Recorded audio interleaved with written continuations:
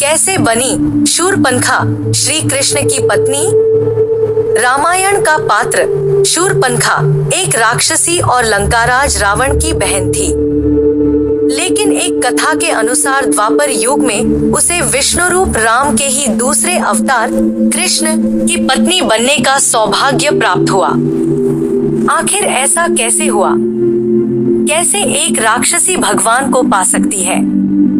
रामायण में वर्णित कथा के अनुसार शूरपणखा ही रामायण युद्ध की सूत्रधार थी।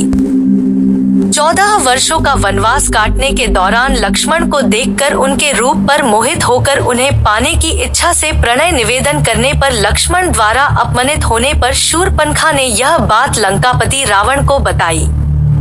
उसी के पश्चात रावण ने सीता के अपहरण की योजना बनाई थी। कहते हैं शूरपणखा ने रावण से बदला लेने के लिए ऐसा किया था।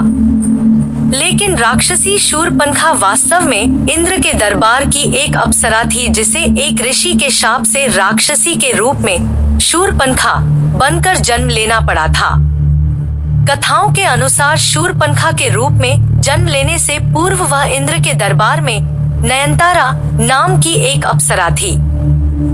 एक बार नृत्य करते हुए जब वह आंखों की भंगिमाएं दे रही थी, तभी इंद्र उस पर मोहित हो गए और उसे अपनी प्रेयसी बना लिया।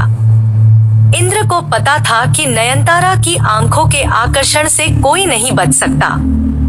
इसे समझते हुए इंद्र ने एक बार ऋषि वज्रा की तपस्या भंग करने के लिए नयनतारा को धरती पर भेजा।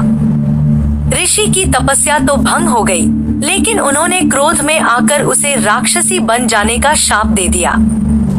इसे भयभीत नयनतारा ने ऋषि से उससे मुक्ति के उपाय भी पूछे।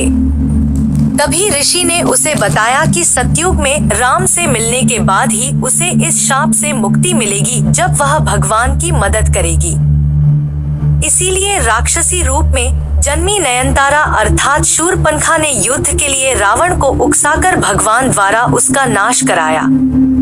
कहते हैं युद्ध समाप्त होने के पश्चात प्रभु प्राप्ति की उचित प्रक्रिया अपनाने के लिए और नयनतारा रूप वापस पाने के लिए शूरपणखा ने पुष्कर नदी में खड़ी होकर 10,000 वर्षों तक शिव की आराधना की।